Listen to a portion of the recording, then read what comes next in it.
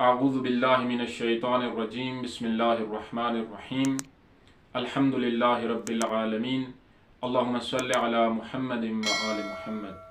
दर्स तफसीर कुरान करीम। मोहतरम नाज़रीन, आज हम आपकी खिदमत में सूरह फुरक़ान की आयत नंबर 25 से तर्जुमा और मुख्तसर तफसीर बयान करेंगे। आयत नंबर 25 में इरशाद बारी ताला हो रहा है, बिस्मिल्लाहिर्रहमानिर्रहीम व यौम तशक्क़क़ुस्समाउ बिलग़माम। उस दिन का सोचो जब आसमान बादलों समेत फट जाएगा।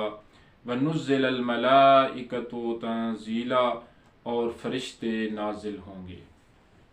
रोज़े महशर के उस मंज़र को अल्लाह रब्बुल इज़्ज़त इस आयत में बयान कर रहा है कि क़यामत का मंज़र कैसा होगा।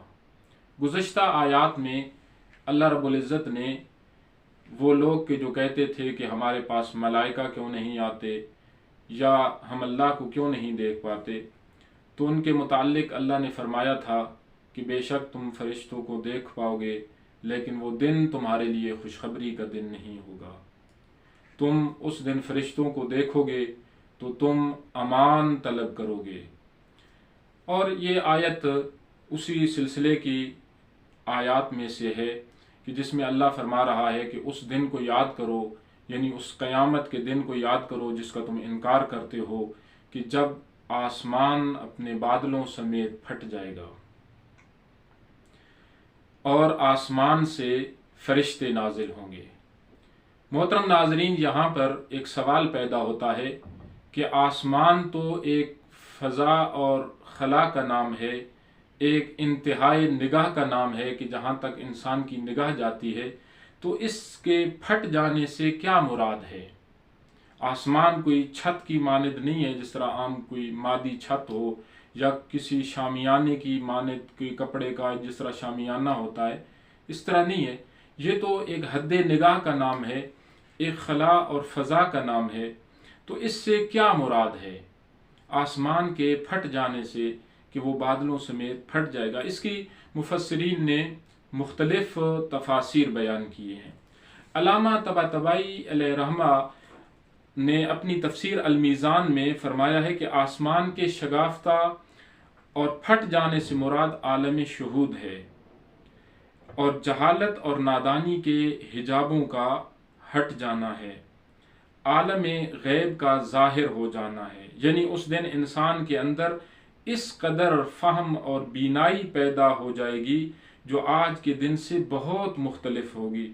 सब पर्दे हट जाएंगे और लोग फरिश्तों को आलम बाला से उतरता हुआ देखेंगे।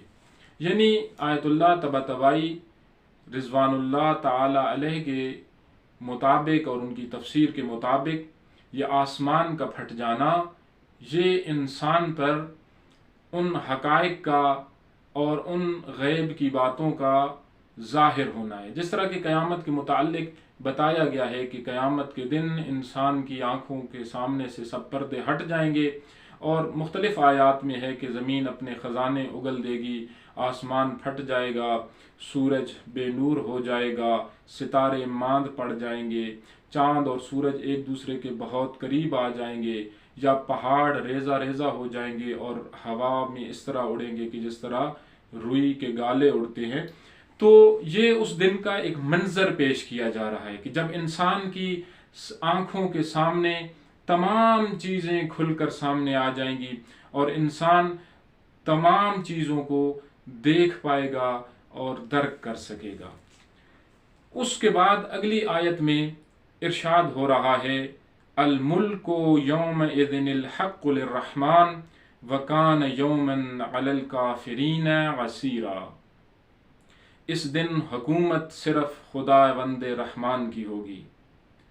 उस दिन हुकूमत सिर्फ खुदावंदे रहमान की होगी और वो दिन काफिरों के लिए बहुत सख्त दिन होगा। क़यामत के दिन हुक्मरानी फ़कत अल्लाह की होगी। तमाम दुनिया की हुकूमतें और हुक्मरानियाँ ख़त्म हो जाएंगी। उस दिन अगर हुक्म चलेगा तो फ़कत अल्लाह का चलेगा, अदालत खुलेगी तो फ़कत अल्लाह की अदालत खुलेगी, फ़ैसले करने वाला फ़कत अल्लाह होगा, اور تمام حقائق کھل کر لوگوں کی آنکھوں کے سامنے آ جائیں گے، اور وہ دن کافروں کے لیے بڑا سخت دن ہوگا۔ روایات میں ملتا ہے کہ وہ ایک دن قیامت کا 50,000 سالوں کے برابر ہوگا۔ اب یہ برابری کس نوعیت کی ہے اور کس کیفیت کی ہے یہ تو اللہ کی ذات بہتر جانتی ہے، لیکن مفسرین نے یہ لکھا ہے کہ اس دن کا ایک ایک لمحہ کفار، مشرکین اور خدا کے دشمنوں پر بڑا بھاری گزرے گا، اور مومنین کے لیے بڑا آسان ہوگا۔